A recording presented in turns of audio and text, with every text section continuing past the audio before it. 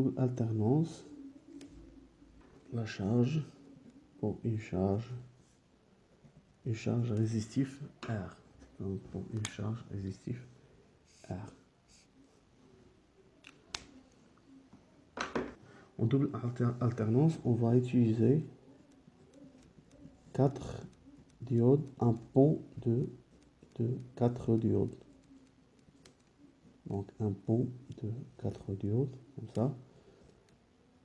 Une charge R. Une tension d'alimentation. Une tension d'alimentation V. La tension au bord de R, c'est la tension U. Ici, c'est D1 et D2, D3 et D4. La tension au bord de la diode D1, c'est la tension VD, VD1. Pour le montage, les 4 diodes sont supposées parfaites, sont parfaites. Et bien sûr, la valeur de V, c'est un signal. V en fonction de θ, c'est un signal sinusoïdal. C'est un signal sinusoïdal, signal alternatif sinusoïdal. Notre objectif, c'est de tracer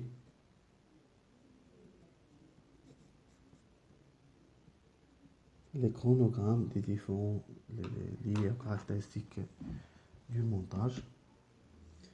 Et ainsi qu'on va, à partir d'une analyse de fonctionnement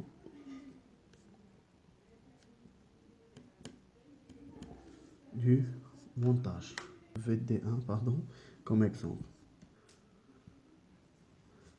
Maintenant, le traitement ou l'analyse de notre montage sera sur deux phases. La première phase entre 0 et pi et la deuxième phase entre pi et 2pi. La première phase lorsque V est positif et la deuxième phase lorsque V est négatif. On va commencer par lorsque θ appartient de 0 à pi. Donc ici sur l'alternance positive. Donc ici la valeur de V est supérieure à 0. Donc D1, comment il sera ici? Donc si V est supérieur à 0, donc ici on aura un plus. Donc la valeur de la tension V anode est supérieure à la tension V cathode. Dans ce cas-là, on dit que VD1 est passante. Donc elle est passante. Donc on aura ici un plus, le moins de V. Donc V cathode du D3 avec le V anode du D3. Donc V anode est inférieur à V cathode. Donc D3 est bloqué. Donc ici on aura un plus avec un moins. Donc D3 est bloqué. Donc sur D4, on a un plus ici. Donc la valeur de la tension V anode est supérieure à la tension V cathode. Donc D4 est aussi passante. Maintenant pour D2, donc on a un plus sur l'anode avec un plus sur le cathode avec un plus sur l'anode. Mais ici, la valeur de la tension V anode est inférieure à la tension V cathode vu la chute de tension de la charge et les deux diodes. Dans ce cas-là, la valeur de V cathode est supérieure à V anode, donc on dit que la diode est bloquée. Donc D1 et D4 sont passantes, D3 et D2 sont bloqués. Donc ils sont bloqués. Donc le montage devient comme ça. Donc on va trouver VD D1 passant par R et passant par D4 et revenons à l'alimentation V. Donc VD1 et ainsi de suite. Donc ici c'est R, I et la tension U. Donc U est égal, dans ce cas-là, U est égal à V. Si par exemple je prends deux points ici, M, N, ici je prends par exemple A et B. Donc Vm est égal à Va, donc Vm U est égal à Vm moins Vn, qui est égal, Vm est égal à Va, et Vn est égal à Vb. Donc ici c'est A, et là c'est B. Donc Vn est égal à Vb, donc Va moins Vb, donc est égal à Av. Donc on dit que U est égal à Av. C'est bon, puisque les diodes D1 et D2 ils se comportent comme un interrupteur fermé dans ce cas-là, dans cette phase. Maintenant, le courant ID qui traverse la diode I1, ID1, donc ID1 est égal à ID4 qui est égal au courant I. Le courant I égale à U sur R, avec U est égal à V, donc est égal à V sur R. Concernant la valeur de la tension VD1, elle est égale à VD4 qui est égal à 0. Et V, ici si je prends VD3, donc VD3 et VD2 est égal à VD3 est égal à VD2. Donc ici VD2. Donc VD2 est égal à moins, est égal à moins, est égal à moins V. C'est bon. Maintenant, on va tracer ces caractéristiques-là sur notre chronogramme. Donc U est égal à V, donc il est positif. Donc U est égal à V. I est égal à V sur R. On va diminuer un peu. Ok, c'est le 2 sur R. Et bien sûr, le courant ID est égal à I. Donc, il va prendre la forme de I. Et à la fin, VD est égal VD1.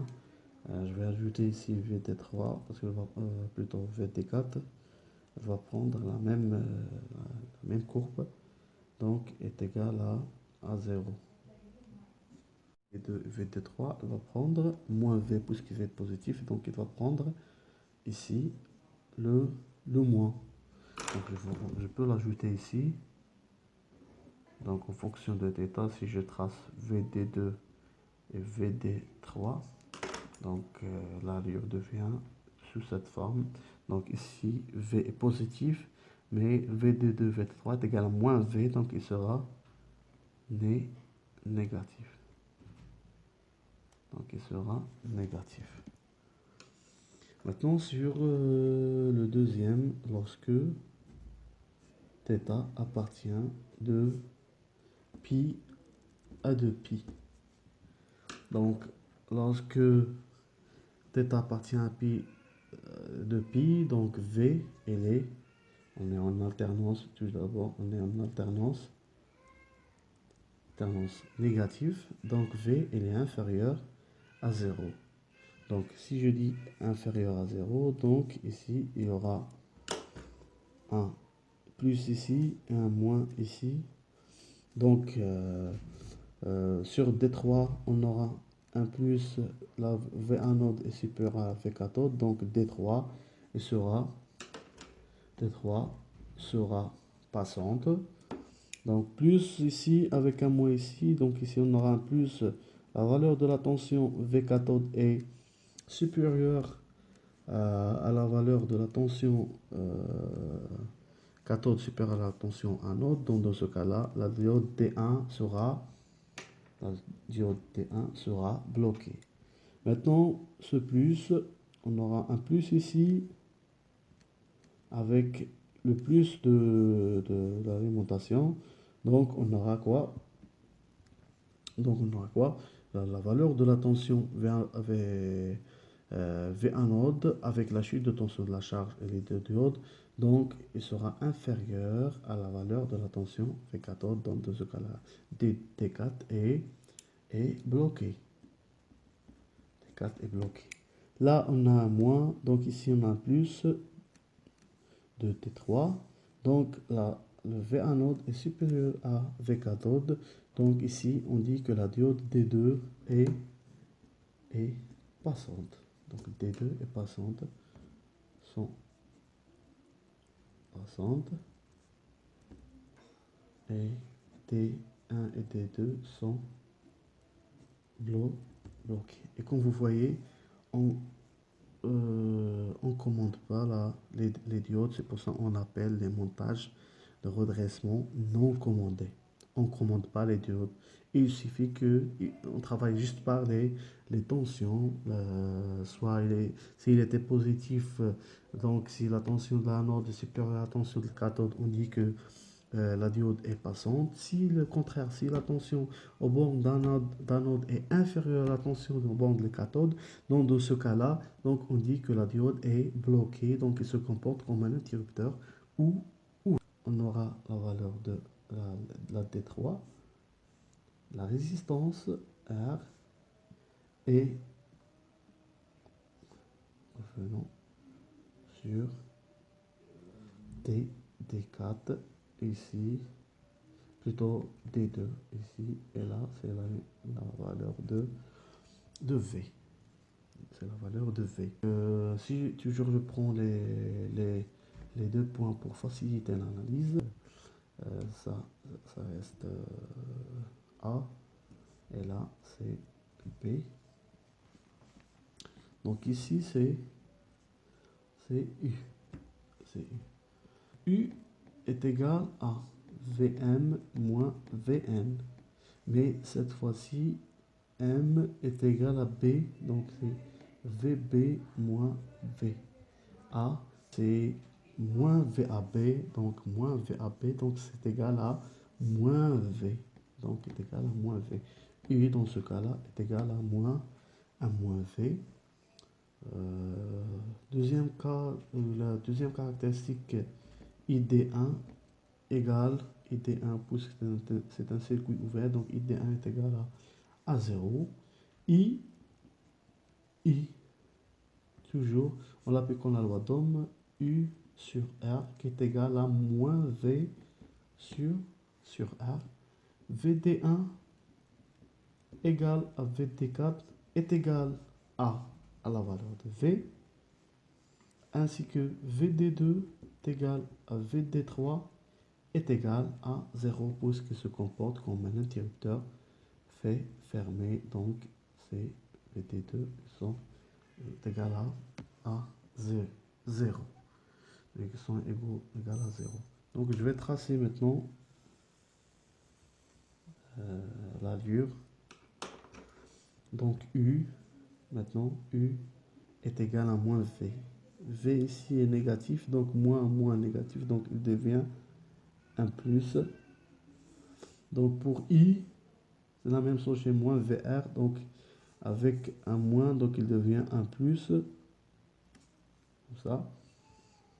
ID c'est 0, ID c'est 0. IVD1 est égal à VD4 est égal à V, donc V c'est négatif, donc je vais tracer ici la valeur de tension négative. VD2 qui est égal à VD3 est égal à 0. Et le même circuit se répète comme ça. La même chose ici. Là, c'est 0, 0, ainsi de suite. 0, moins 0. Ici, 0, alternance négative. 0, alternance négative, et ainsi de suite. Donc comme ça, on a tracé les différents allures. On va chercher la valeur moyenne de U. Donc V ou U moyen, je dis U moyen, égale à combien? Ici, égale à 2V max, à 2V max sur, à 2V max sur pi. Et on va revenir sur cette expression-là après l'étude des intégrales.